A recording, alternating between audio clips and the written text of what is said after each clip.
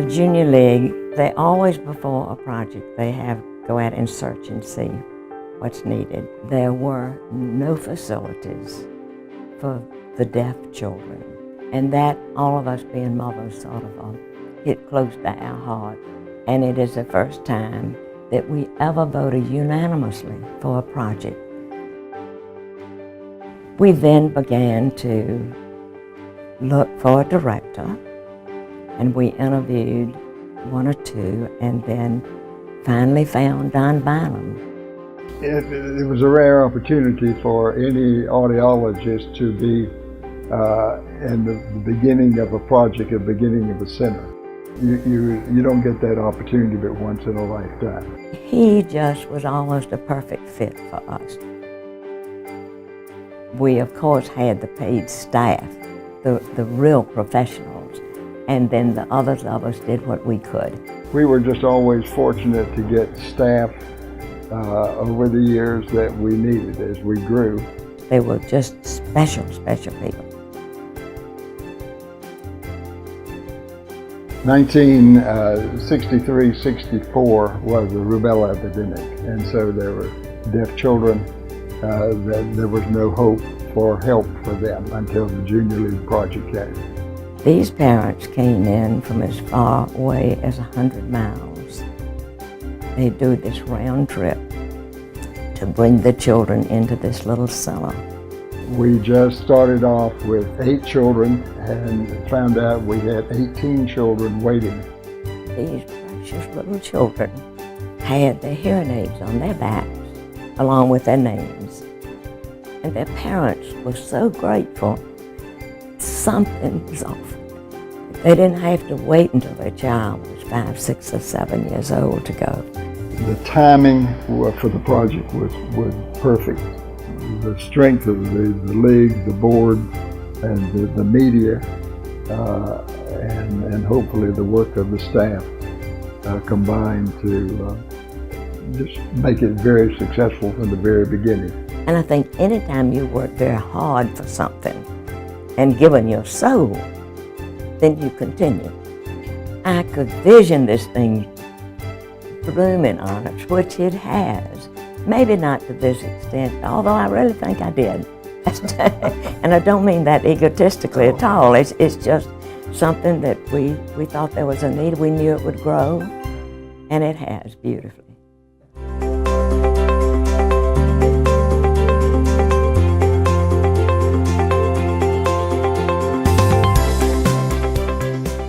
I hope they're proud. That would be my overwhelming desire, is that they're proud. They didn't have to see that need. They didn't have to be compelled towards it. They didn't have to have their hearts broken for this place. I hope that the people that really worked so hard and put themselves into it at the beginning would look at this and say, hey, this is what I want. The quality of the programming here is as good as anywhere in the state, or better. There's really not a whole lot of places that children can go to. There's not a lot of reimbursement. The fact that someone's willing to drive from Hickory and take an hour and hit Charlotte traffic in rush hour just to get to us at 5:30 at night, I think speaks for itself. So if they weren't here, I would have to go to Chapel Hill, and probably a lot. When he was born, he failed his hearing test, and he actually had CMV, the centromegalovirus. That's what caused his hearing loss. No. Pink? No pink. Nope. He's just taken off. It's just an overnight thing. He comes in here and he likes everyone, talks to everyone, and he's very comfortable here. He's the one who's doing the game. The longest. Good job. The therapists have to be really thoughtful in how they work with families and children, and we have really experienced, brilliant speech-language pathologists. I spy. I spy.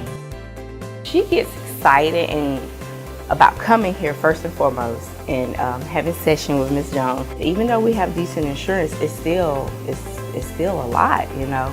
And I appreciate the assistance fund. Like I said, I didn't know it was available, but for a person like ourselves, working family, you know. I appreciate being able to afford it so my girls can continue to go, continue to get their lessons, and to have these healthy habits that's going to develop with them throughout the years. I spy A big animal. a big animal. There's a board of directors who are very thoughtful and who encourage us to do high quality work.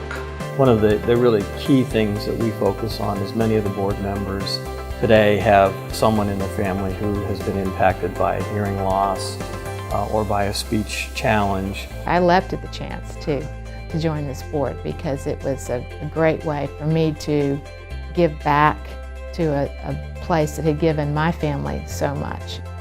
My daughter was born in 1997. When she was a young toddler, I could tell that her speech was a little bit delayed. She did not have a hearing problem, but she did have a severe speech issue. And it just sort of hit us from out of the blue to think that it was something so severe and something that she could in fact have all her life.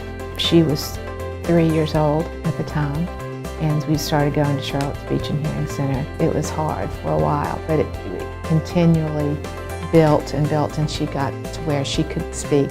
There's kind of a passion on the board to, making sure that we continue to keep the Charlotte Speech and Hearing on a good footing and a solid future.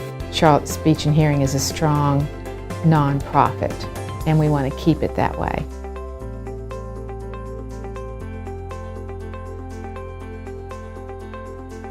We're really happy. We love it here. It's a beautiful thing.